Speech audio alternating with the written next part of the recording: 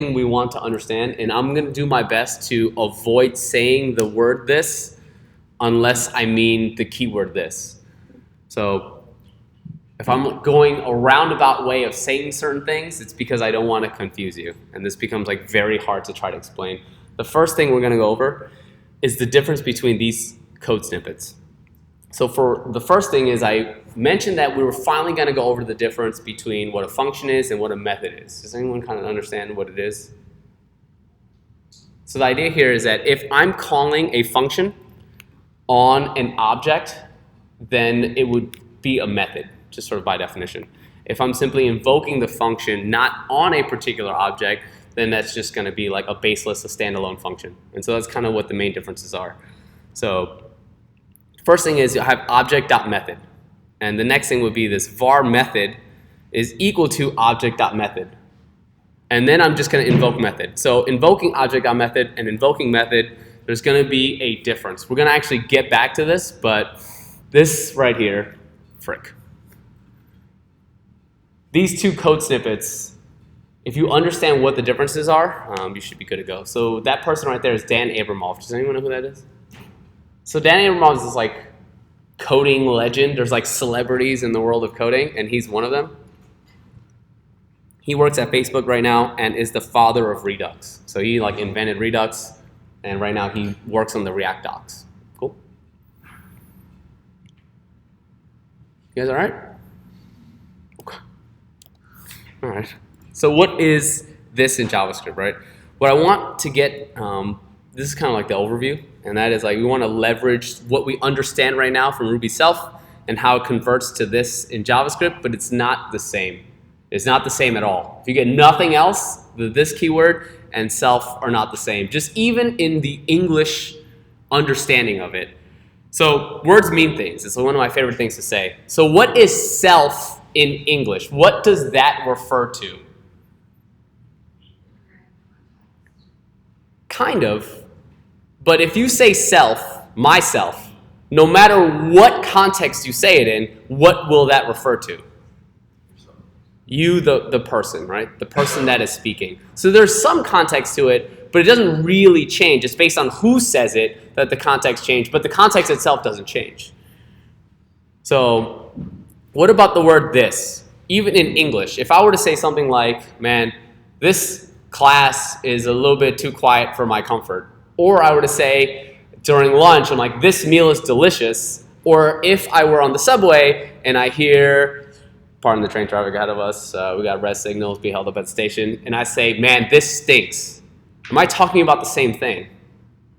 No, they're completely different. It's when and where someone says it that this keyword will absorb based on what you're talking about in relative to the context. So self kind of remains the same, whereas this will always change based on when and where it is said.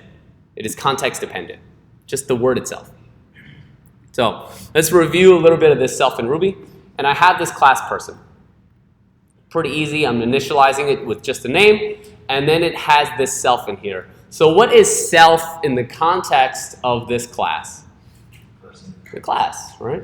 And then even in here, it's referring to the class because if I say self here, I'm referring to the person class.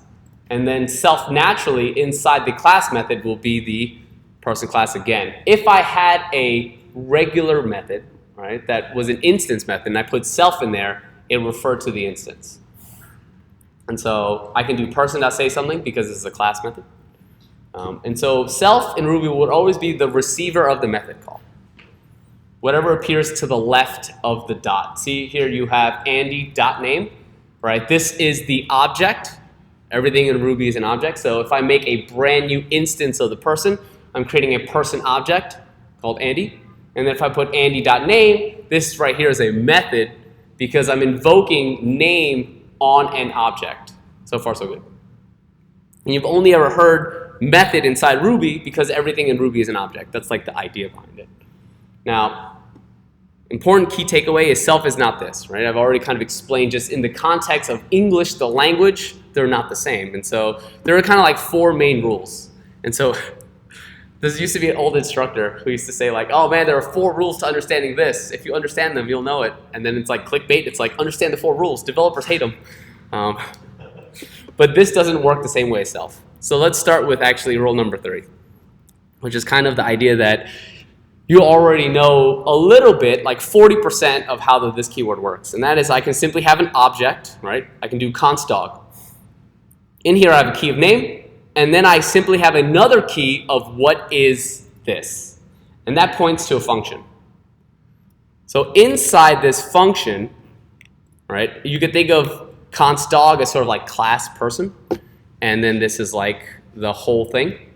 So what would this be referring to inside the object of dog?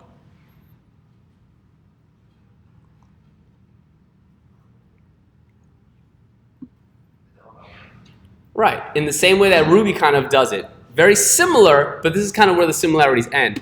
And that is if I had class person. All right, sorry. If I had class person, simply inside the scope here, it would refer to the person class. So going back to this example, if I had const dog, and this is the dog object, just like we made that Andy object from the person, inside the scope of the object dog, this should be the dog. So if I were to do dog.whatisthis, I'm invoking the method what is this on the dog object. And it simply returns this. So it should return dog. So far, so good. I'm going to do a lot of check-ins because this lecture is it will build on itself very quickly. So if I check in, just do me a quick solid, like a hard head nod or like a strong thumbs up or like a thumbs down if you don't get it. Fair? All right. So the next thing is, what is the this inside what is known as like a simple function call? And that is I simply have this function called say this, and it returns this. Inside the scope, the function keyword will create its own context of execution. So far, you with me? So it's on the global context, and then every time I have a function, it's the function call. It's its own context of execution. Yes? Yeah, no problem. So look, check it out. Ready? Let's go to a very popular website. You're going to see me draw again. Here we go. This is the call stack. Remember the pancakes? Great. The first thing JavaScript will do is, this is your JavaScript, right? There's nothing above line 1. The second it gets to line 1, it creates what is known as the global, right? The global context of execution. If I have a function on line 1, right, I define it, blah, blah, blah, and then on line 2, I invoke it, it creates its own context execution. So I'm inside the execution context of this function. That means that if there are any variables inside here, it is scoped to the function. Let's just do this. Ready? I have a function that does nothing. Boop, boop. We talked about scope. So if I have any vars in here, right, variable points to cool. This function scope, right, has its own variables that's not available on the global. So that means the global should not have access to what's in here, but here has access to the global because of the way the scope does the outer lookup. Can we just rerun that function and throw return this after just to see what happens? Oh yeah, sure. You mean to return this? And then you want me to run it, right? Boop, boop. Returns the window object. So here's the thing. Sorry, That's okay. Sorry. So let's do this. The first thing I want to talk about is what does this point to when nothing else exists, right? When there's no code on the context execution. So this is like 1, line 2, and line 3. If I simply say, what is this? It gives me this window object. The window object, if we take a look at it, is going to be everything that the browser gives you. This is the browser sort of like window, the viewing page. And so here you could see a lot of these things. I talked to you about some of these things to some of you, but you have fetch here. So fetch, again, is coming from the browser. So the window object, the browser, gives you access to all of them. So if I were to simply run fetch, you'll see that it's a function. This function is coming from window. So window.fetch. But the global object is sort of hidden. And if we take a look at this, at the call stack, the first thing it does is it goes to the global. And then all your functions or your JavaScript will execute on top of the global. So the global winds up being the window. That's what runs your JavaScript. The Chrome browser will run your JavaScript. So Chrome, the window object, is your global object. So like, I kind of get it, like just like running this right there, and you get the window. But in the previous example, when we put it inside of that function, why didn't it return that function, or at least the variable that we defined in that function? The function keyword will create its own context of execution, and then it will create sort of like its own this. And so the this inside the function will actually be the window object. When it's a baseless function, this is a rule. If I just put function, it creates its own context of execution, and then it will always point to the window, the function itself. And just to be clear, there's only one window, right? There aren't different versions of window. It's one window. It's the global object. And that's just your browser. And that's the browser, yeah. Yeah, I was gonna say, so like the global is like always referring to the entire window, and then It's the top level. Yep. yeah, and then you do a function with what do you say, like nothing inside the function basically, and then it's just gonna refer to the entire window. Yes. So the idea here is that, like, let's say I have this function. Notice that in my JavaScript, if I have what is known as a baseless function, this function is attached, this function is nested inside nothing. Yeah. So if it's inside nothing, it's actually technically being called against like nothing. It's a baseless function. It's not inside anything. So even if I were to say this, inside of this function, this should be the window because it's not nested inside anything. However, once I did const dog, right, I have a name, and that is cookies. That's my dog's name, the Cooksters. And then I had a function that says, what is my name? That points to another function. This anonymous function is technically this key in the object dog. So the this will point to the dog.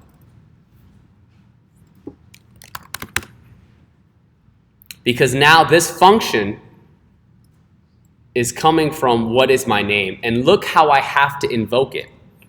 How do I get to what is my name? How can I invoke the function what is my name? Can I just do what is my name on the global? Remember scoping, right? Does this exist on the global? No, it only exists inside dog. So if I do dog.name, what should I get? The Cooksters. If I do dog.what is my name, now I'm getting that function. And this function, right, gets the this from here. So what is to the left of what is my name? It's dog. So I'm getting this from the dog. However, when I have simply say this, what is to the left of say this on line 6? Nothing. So it's a baseless function. It must be the global object, the window object. So far, so good. And you don't have to invoke what is my name, right? Well, I should invoke what is my name. Yeah. And say this, I should invoke it, yeah. I don't know if this is a good way of putting it, but does that mean that this is block scoped? It's whoever it's This is not block scoped. It will always evaluate at the time of execution, and let me show you what that means. Cool? So far, in terms of what this keyword is, how are we feeling? Just in terms of these two rules. The baseless function All right? There's nothing to the left of say this, so it must be the global. But here, what is my name? Dog is to the left of this function, so this keyword is coming from dog. So far, so good. Great. Now, if I know that that's true, if this is in fact dog, what is this dot name? Cooksters, right? So if I wanted to do something like this, a little bit of this, little friggin' money, right, is a good boy, right?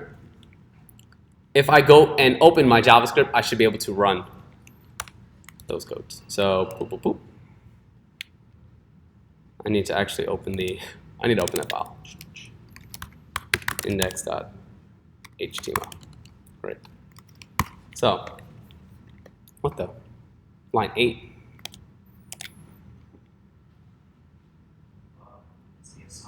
Oh my goodness, wow, embarrassing.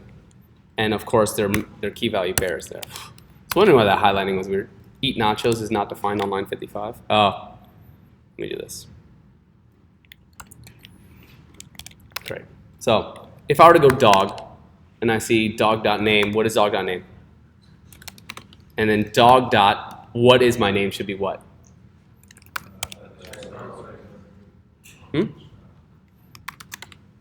Cooksters is a good boy.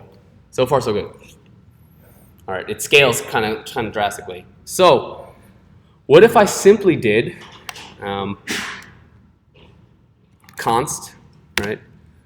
Dog 2. It's just an object. And I were to say dog 2. Let's look at this.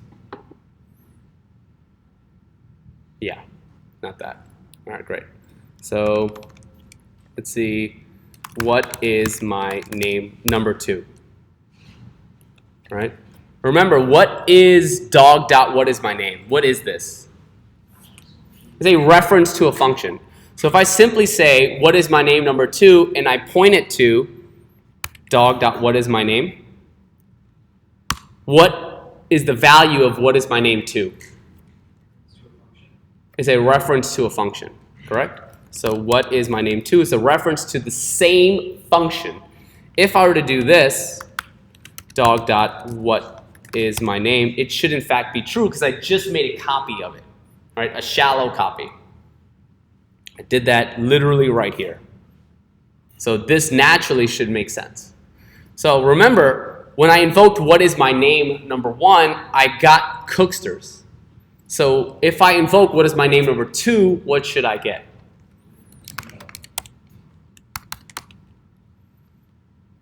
I get this window object, right? And the reason that exists is because in my JavaScript, I set the window object to be a certain string. So what is actually happening here? This keyword will evaluate at the time of execution. So dog.whatismyname is simply going to be the exact same, it's going to be the exact same code. So far so good. Right? Because I've assigned it to be the same thing. Is that more helpful? Sorry. I saw some of you squinting. So, what is to the left of what is my name? Nothing. Therefore, it should be the window object. If I check window.name, I get window object. So at the time of execution, this keyword will evaluate, meaning what is my name 2? When I invoke it, it's going to return this dot name, and this dot name is the window. Window.name is going to be the window object. Because what is my name essentially is a baseless function. There's nothing to the left of it. Yeah. Could you call what is my name 2 and dog even though it's defined within dog? I cannot, because what is my name 2 is not a key within dog. It should return nil, right, if that key doesn't exist. So dog dot what is my name 2, not nil, undefined. It's not a key that exists. So given that, Who feels a little bit better about this? Object being dog, dot what is my name, being invoked. It will understand that this is coming from the object. Versus when I simply made what is my name to, and I made a shallow copy of object dot method. And then I invoked method as a baseless function, nothing to the left of it, and they have different return values. Check or hold. Good? Okay, question? Yeah, so if you just, Okay. if you invoked it on number 2, for example, just the object dot method and invoke that method there, if you just call the method the VAR method. The what method? What? Like, compared, like, so on the right side, you have object method. Yeah. So if you invoke that and set that equal to VAR method, and then Yeah. invoke method on the next line, but then this, you remember, like, the whole concept that it was in. It doesn't remember what this is. So the question is, if I invoked it here, Yeah, right, what would method be? that's good. Right. Remember, let's answer that together. So what is dog dot what is my name invoked? Okay, so just return that, because you're just, What would it be? What type of object is this? A string. So if I did const actually a string equals to, remember, I'm storing the string. So there's no real this keyword in there at all.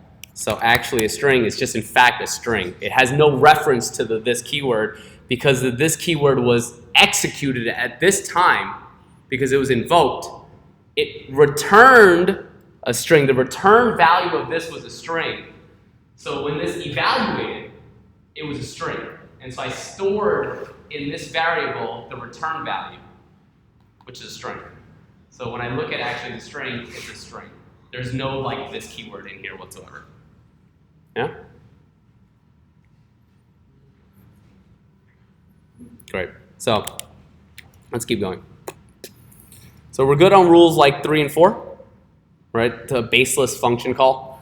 Let's actually talk a little bit more about this keyword inside a constructor.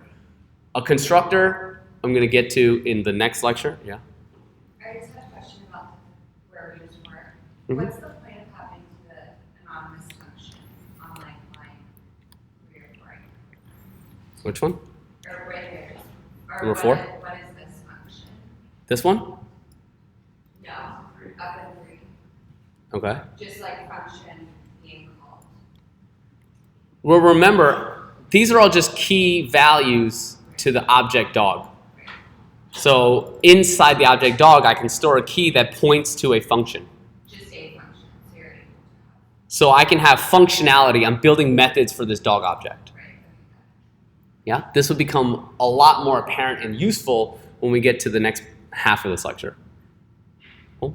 So I'm going to mention something called the constructor. I'm going to talk about something called bind, call, and apply. And then we're going to get to like object-oriented JavaScript. All right? So the first thing is, you see this function, right? There's a capital P here. And the first thing it does is it talks about like the this. I have an object called Andy, right? And I do new person, and I pass in the name and this person's favorite color. And if I do new person, I get this Andy object. So this right here is very similar to this right here, the initialize. So a constructor function is essentially like the initialize of JavaScript. What that means is that if I go into Andy, if I look at Andy.name, what should it be? And if I do Andy.favorite color, what should it be? Red. So I'm just binding the this keyword to like this brand new object that I just created. This will make more sense in a second. Let's talk about like bind, call, and apply. The only thing I really want you to take away, yes? Just like, is there, so you mentioned like you do call actual name, but is there a way to call like what class we're calling this, or whatever, like what the name of the function is, like the person? Yeah. If you just look at the Andy object, so let's do that. Okay. if I were to do new, right, person, actually let's store this, const Charlie is equal to new person, and his name is Mr. Downfield. And what's your favorite color, Mr. Downfield? Okay, great. It is green. I don't really know what it is. He just looks so busy. All right. If I take a look at Charlie, I see that it's like this person type of object. Cool. Versus if I were to simply do const Charlie2 is equal to, and then I put a key of name that says regular old Charlie object, which is not as fun, and his favorite color is now aqua. So, what the? Oh, embarrassing. Let's do Charlie 3. And this is going to be the fave color, the fave color. Cool. So what is Charlie 3? Which is a regular object versus the person type of object. And then can you do like person.all still? What? Can you do like person, like something equals like person.all and then show all of the people? Not yet, but we're going to get to that. Okay. So in the person object, if you were just to add a new key to that, you could sort of use this. Correct. But I'm going to get to that. So let's talk about bind, call, and apply, because these are kind of important in terms of like meta programming. You won't really need to know call and apply too much, but because we're talking about bind, it's very easy to kind of talk about them. So what if I wanted to set and lock in this keyword as opposed to it just being nebulous and being whatever it is at the context of execution? If I wanted to hard code what this becomes in an object or in a function, then there's a way to do that. And I can bind this keyword using a method called bind. So, for example, I have these 3 people, right? Oh, Andy, John, and Gary. Very cool people. And I have a function called sayName. It takes in a location and it takes in a time. And it simply returns this.name says hello from the location and the time. Notice that the sayName function, I don't really know what the this is. If I were to invoke sayName blindly, what does the this evaluate to right here in this baseless function? The window, right? So this.name will be window.name, which should be by default an empty string, but here I've hard-coded it to be window object smiley face. Cool. So if I wanted to force what this becomes, I can use something called bind, call, and apply. 3 separate different methods. The first one is call. And so if I do sayName, which is the function, and I run .call on it, the first argument is going to be what I want this keyword to bind to. That means that this keyword inside of this will always point to person 1. So person 1, right, has a name of Andy. And notice, how many arguments does sayName actually take in? That's embarrassing. How many arguments does sayName take? 2. And how many arguments does call take? So the first argument is always, what is this keyword? Then the next ones are going to be however many the function actually wants. So if you take a look at it, person 1 has a key of name. So when the function is invoked, Andy says hello from Morocco at 3 p.m. because this.name, this keyword is set and locked to person 1. If this keyword is set and locked to person 1, this.name is what? Andy. So naturally, I should see Andy says hello from Morocco at 3 p.m. because Morocco and 3 p.m. are coming from here. Any questions on call? Call is invoked immediately, meaning the second I write .call and I put in the parentheses, it invokes. Yeah. So the difference between the .call method and just calling the baseless function with those 2 arguments is that the first argument in call assigns this to that first argument. Correct. The call will tell what this keyword will point to. Cool? Yeah. So if you did that without the console log, would it be window again?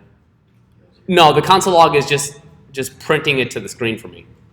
Console log does no real functionality except it's like puts. Yeah, but I'm saying like if you didn't have the console log there because you're like invoking a function without anything to the left of it, would it return It should just, no, it'll return exactly what the function should return. Console log does nothing except print to the screen. So console log is not affecting the functionality of anything. It's just printing it to the screen. So console log doesn't count as something to the left. Correct. Console log doesn't really count as something to the left, not because of console log itself, but the fact that dot call is being invoked on say name the function, and console log is just console logging it. If I didn't have console log here, this would just return.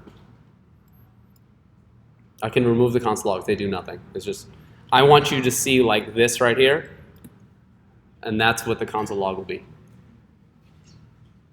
All right, so apply and call are exactly the same thing, except apply requires an array. An array of the amount of items that you want to invoke it with. So right now, say name takes 2 arguments. And this right here is going to be 1 argument, an array of the 2 items. And apply will also invoke immediately. So if I bind person 2 to this, right, using apply, person 2 has a name of John. So that means that this dot name, person 2 dot name, should be John. Cool? All right. So now, bind, however, does something different. If I do say name.bind and I pass in person 3, what is this keyword for say name.bind?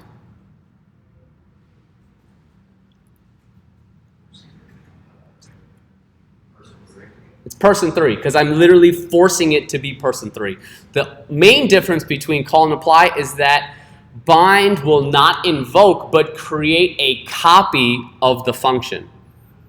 So if I have bound person 3 as the return value of this, which is a copy of the function, I can simply invoke bound person 3 like normal with the 2 arguments that it wants, but this keyword is now locked to person 3. Are there any questions on bind?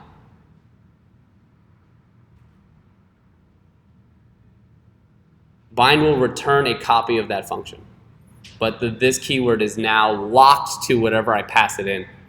So it does not matter the execution context, this keyword will always point to person 3.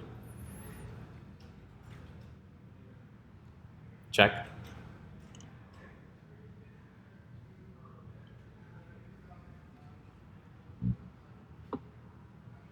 If you wanted to also keep person 3 as the context of this in a different function, you would have to rebind it and copy it again. If I want to change the context of this, I would run say name.bind, and then the other thing I want to bind this to, and have that be stored to a separate variable. Bind will return a copy of the function. It does not invoke. So let's do this. Ready?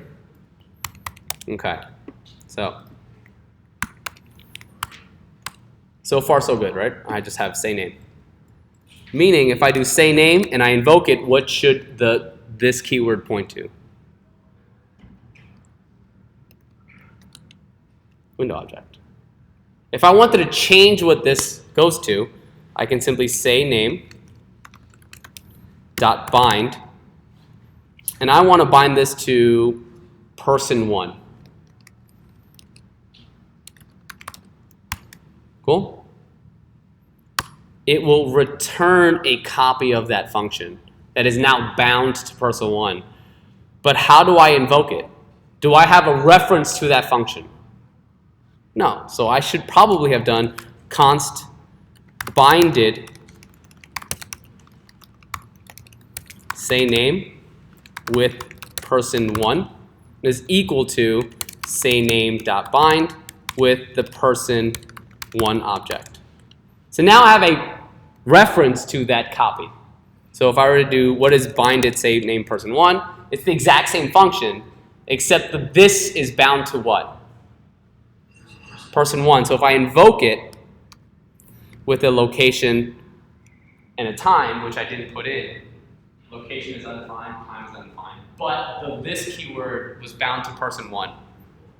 So if I pass in a location like here and a time of now, I get Andy says hello from here and now.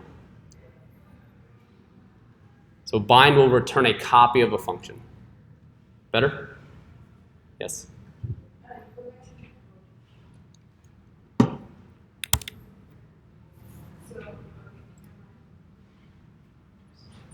All right. Any other questions on this? So whenever you use bind, you should be assigning it to a variable. If You want to can. access it. You can. Yes. We'll get into that right now.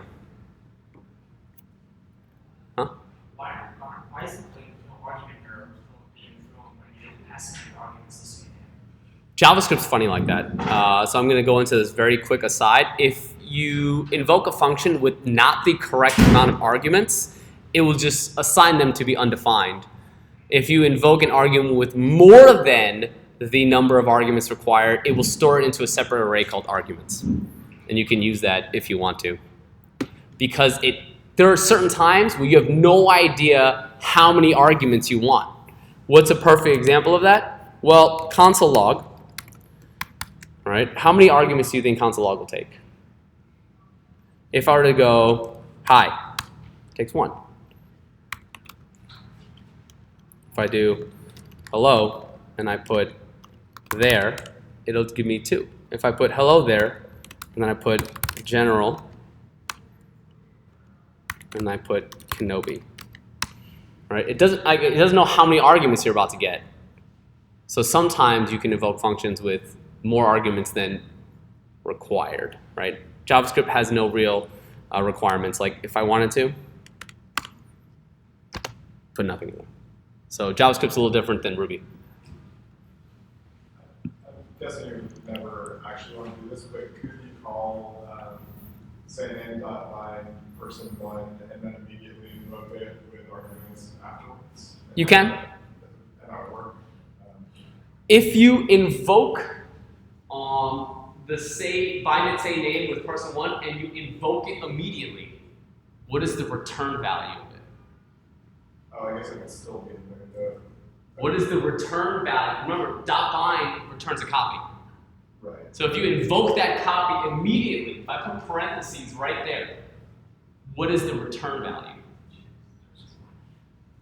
So what would it be? What is the I guess return it's value? Not sure. Okay. Remember, say name. Right? Actually, let's just, if we can find it. What is the return value of this? The function. The copy function. What is the return value of this being invoked? What is the return value? So if I assign a variable to the invoked version, what would the variable hold? What will the variable hold?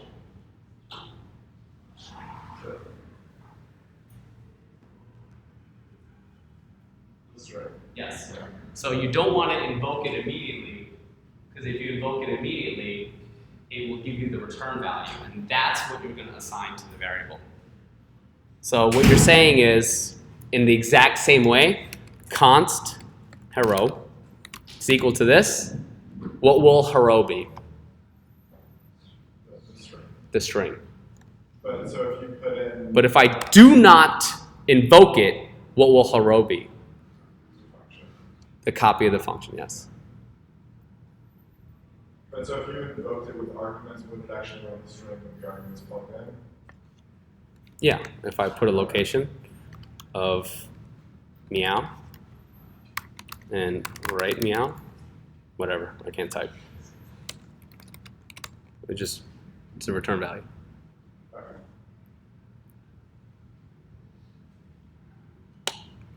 Cool? Great. So let's actually put all of this in context. Let's talk about the arrow function, and I will have to actually do a second lecture this afternoon because the questions are really good. And so I just want to make sure you get the full experience. So we'll finish this keyword lecture, and then we'll do another lecture this afternoon about object-oriented JavaScript. So if I have const this arrow, because some of you are like, oh my God, when would I ever use the function keyword, and how does the arrow function work? I've said that it kind of messes around with some things, and let's do this. If I put say this, and I use an arrow function instead of the keyword function, what would happen? So let's do an example. And then I put const dog is equal to, and I would have put say this is a key that points to a function. Boop, boop, boop. Okay. And I return this. Oh, I already have dog.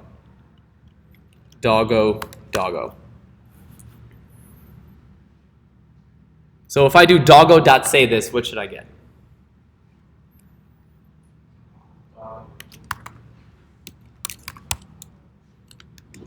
What should this keyword be? Remember, what is to the left of say this? Oops. What the?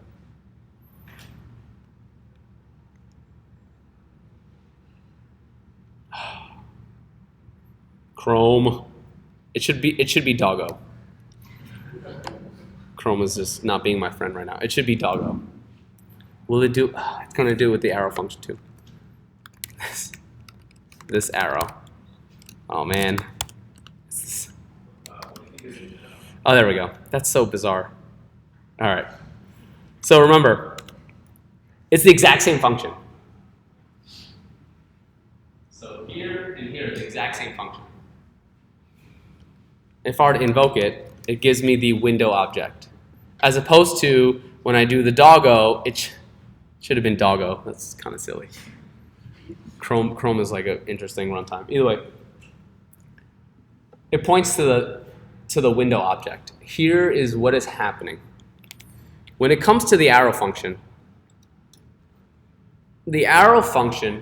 will look at what the context of this keyword is from, you could think of it as like its parent.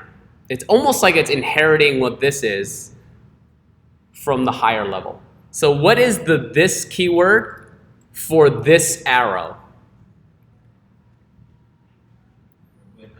Is the window. So when I am inside this arrow and I use say this and I use the arrow function, it will actually absorb this keyword that this arrow had, which is the window. So this inside say this, inside this arrow, is actually the window. Let's look at another more like in-depth example. Ready? I have a dog. His name is Winfield. It's a favorite snacks array. And then I have an eat snacks key that points to a function keyword. So let's take an example. You like that little meme at the bottom? If I put doggo, so what is doggo.name? Great. And what is doggo.favesnacks? It's the array, cabbage, carrots, and bones. If I do doggo.eatsnacks, let's take a look. Remember, it's the function keyword. So what is this keyword inside this function keyword function? So this is doggo. So far, so good. So this .favesnacks is just doggo.favesnacks, which is an array. So can I run for each on this .favesnacks? Yes. Remember, let's run the eat snacks. doggo.favesnacks. I'm sorry, .eatsnacks in person. It's a function, and I can invoke it. And I get Winfield is eating cabbage, and Winfield is eating carrots, and Winfield is eating bones. Let's take this exact example and put doggo function. And instead of the arrow function here, I'm going to convert the arrow function syntax into a keyword function by simply doing function. And this takes in a snack. And that's it. I've converted from the arrow to the function keyword. Yeah. Question, you just wrote, if you wrote doggo and then just invoked doggo, can you invoke doggo? Say again? And then, were you able to invoke doggo and then it would just run the whole thing and still return the for each of everything? Like, can you invoke constants kind of? Can I invoke constants? Like, because the constant has a function inside it. So if you just write it out, it's not. Like, if you wrote doggo, is that going to invoke the function? Or is it just going to tell me what doggo means? It would tell you that there is a function inside of it. Yeah, it'll tell you that it's a. If you wrote doggo, Give me one second. Let me finish this, and then we'll take a look at it. So I'm just going to convert this back to the arrow. Great. So, what was the question? if you wrote doggo, is doggo still stored? Or you lost that? I don't have. I just have doggo function now. I refreshed it. So I wanted you to see this back to back. That's all. So if you say to a constant I guess can you just, if you wrote doggo function, is just what's going to come out is what it equals? Can you invoke what's inside? Is what I'm saying from Doggo function is what? is it there? Yes, that points to Or an object. not. So doggo function is just an object. So Okay. that was- Yeah. All right, great. So doggo function, right?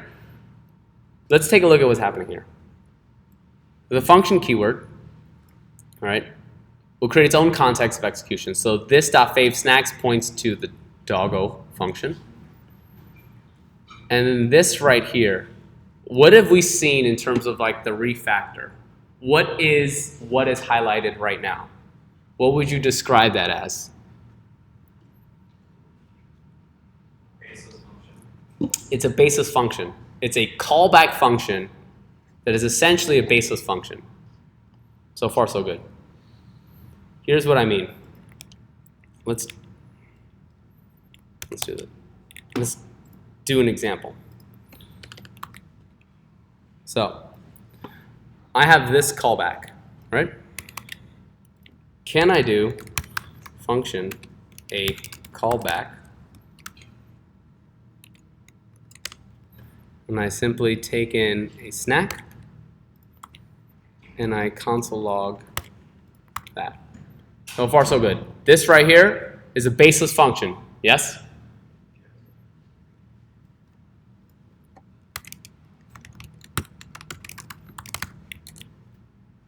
So far, so good. That's just a refactor. I just extracted it out and I made it a separate callback function. I think you've seen Charlie do this plenty of times in his review lecture. So a callback right here is a baseless function. So what is this keyword in the baseless function?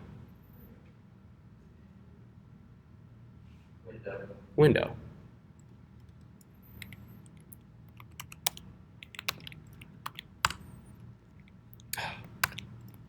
Oh, right.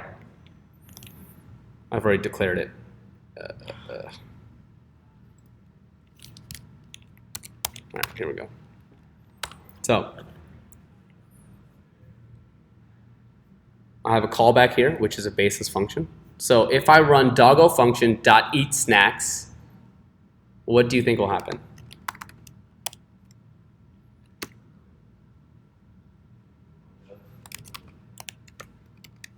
Remember, it's just this baseless function.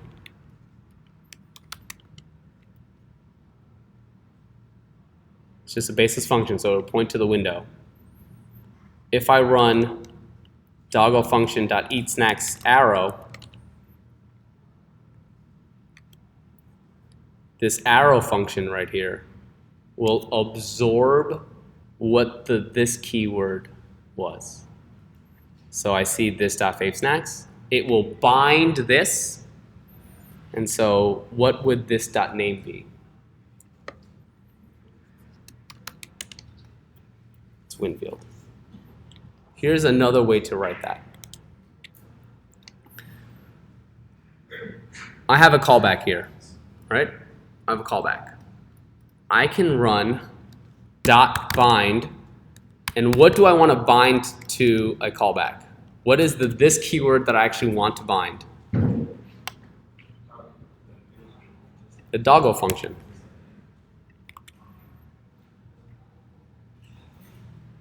I want to bind the doggo function because inside a callback, I'm running this dot name.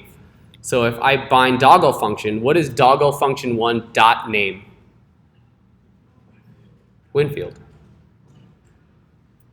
So if I do a callback dot bind, I'm hard coding the fact that this will point to a doggo function. So a callback dot bind is the exact equivalent of running the arrow function. So let me do this. Bind.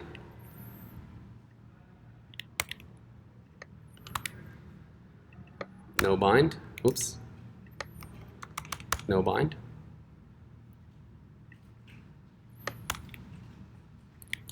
So these two are exactly the same now. So if I'm binding doggo function 1, I'm really creating this arrow function syntax. The other cool thing is, what is this keyword on line 23? What is it pointing to? Should be pointing to doggo function 1, right? So I can just use this. So right now, 23 and this arrow function are exactly the same, which means that the arrow function will bind this keyword. That's exactly what that means. So when someone says the arrow function binds this, that's what that means.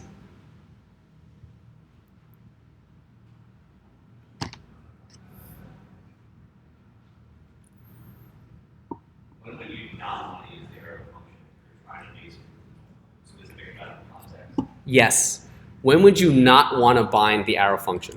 Great. Let's do an example. I can have a const, right? We can have a cat. Sure. That's just going to be an object. And the cat has a name. And that is Meowzilla, unless you have another cool cat name. Cool. And it's just going to do exactly this. Boop, boop. Has fave snacks, and it's, I don't know, hair. And it's fish, sure, and mice. Let's not do a callback. Let's just do an inline function here. We can have an inline function, boop, boop. And all it's going to do is the exact same functionality. And it's going to receive a snack. So far, so good on this const cat. Nothing crazy, right? So I have this keyword function that will create its own context of execution. And now this .favesnacks points to what? What does this point to in this context? This will point to cat, so this .favesnacks will point to that array on line 36. If I did the arrow function, remember what the arrow function will do. It will bind this, and it will bind this from cat. So what was the this for cat? The this for cat was window. So this .favesnacks, if this is now window, is there something called window.favesnacks? No. So if you want to ensure that there's a new context of execution and that this keyword is working properly, you use the function keyword. If you want to bind the this, you would use the arrow function. Are there any questions on the difference? Who feels better about the this keyword? You should be able to reliably predict or at least be able to debug what the this is, either through the function or through the arrow. And the important thing is understanding that the arrow function binds this. If you were to simply say that, or if you were asked in an interview, hey, what does the arrow function do? What do you think it does? Binds this. Yes, correct. It binds this. It binds the this keyword. Yeah? All right. Let's talk a little bit about the arrow function, and then I will let you all go to lunch. So function, right? Cool. Oop. And then I have const coolio is equal to an arrow function. All right, these are the same, except the arrow function will bind this. Notice how a function cool is a baseless function, so what's the this keyword here? And what's the, if I had an arrow function and it binds this, what would it be anyway? It would be window.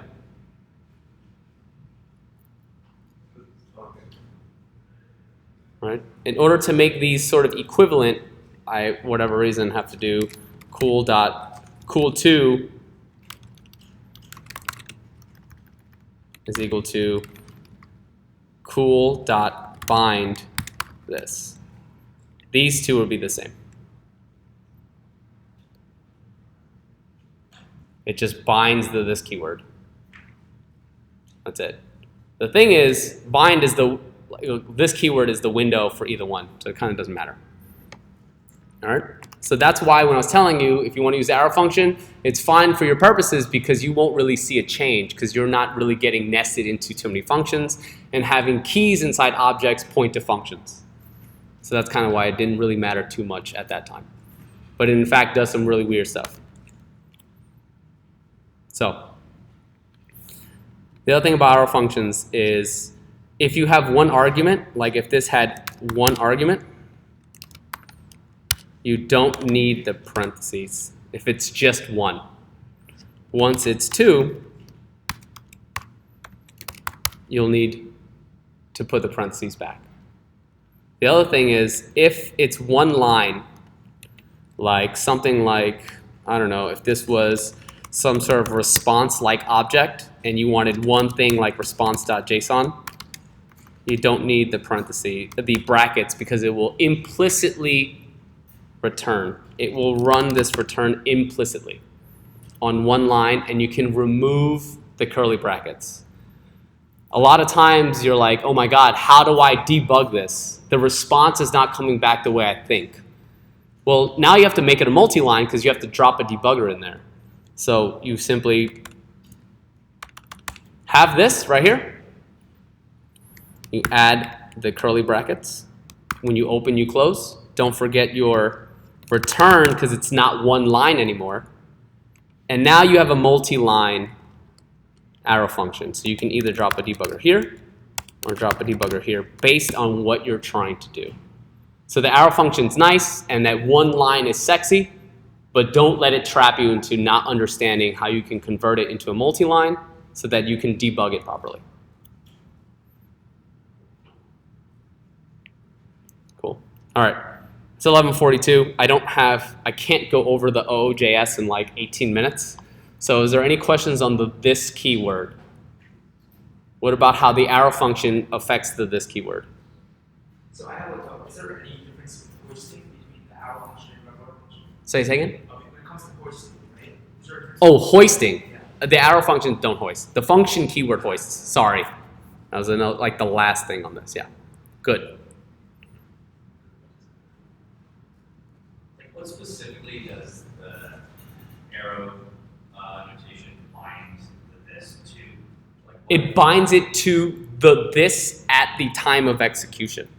Right, and in the cat case, it's like it's the cat's at the time of, well, what's executing when? So right here, notice how this is the function, yeah?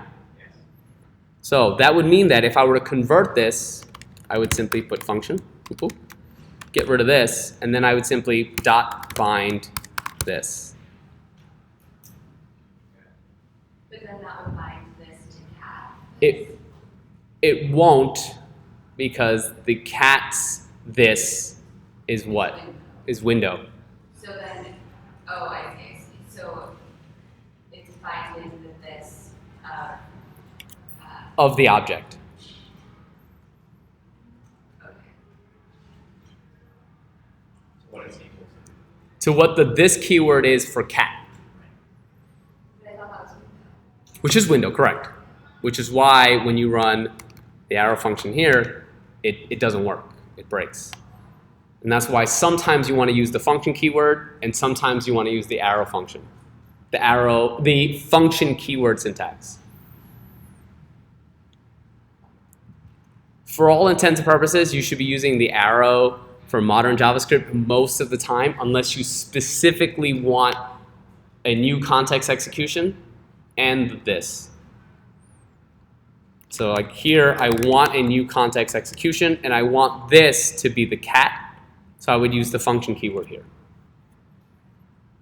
And you wouldn't need Yeah, this is bad. Sorry.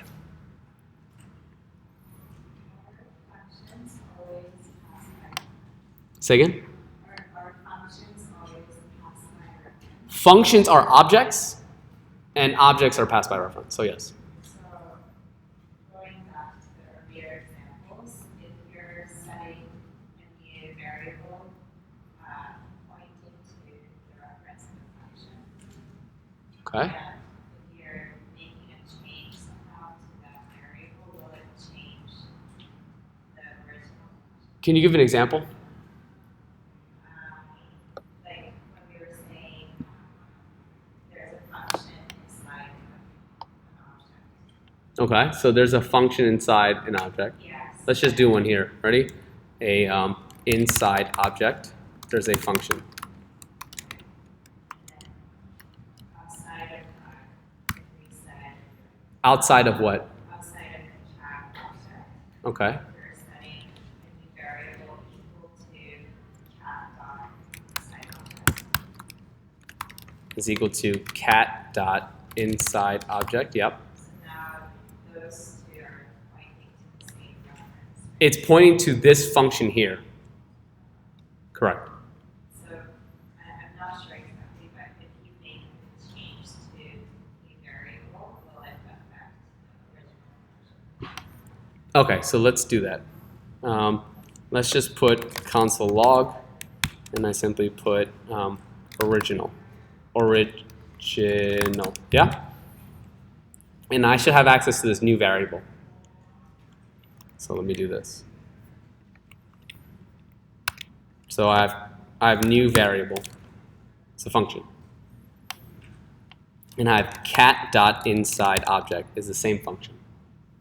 And you're saying you want me to make a change to new variable? Yeah. Will it also change cat dot inside object? So you want me to reassign this to another function?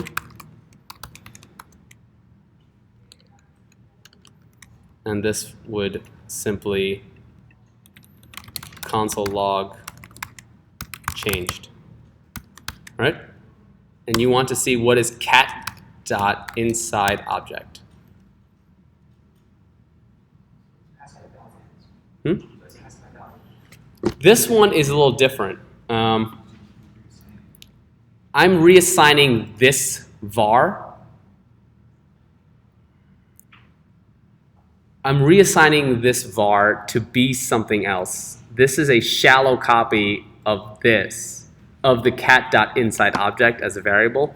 You would never ever do this, and you should in fact be using const. So this should error out right here. Like if you were to try to write this line of code with const here, it'll break. So variables for function, var keyword for function keyword can have weird side effects, and you really shouldn't be doing that. There should be no reason why you would want to reassign a function. Like if I have a function that does like function like add these up, and I have like A and B, and this function simply adds A plus B. At no point should I ever do function add these up. What the? Why doesn't it want to finish for me? No, I mean it should just autocomplete, but it didn't. Okay. I should never really like make this do like add these up should now basically be A minus B. Does that make sense? So while what you're saying has like a weird side effect, you shouldn't be redeclaring the function and then changing its behavior. That would make your app extremely unpredictable. Cool? All right, any other questions? Awesome, that's all I have for you this morning.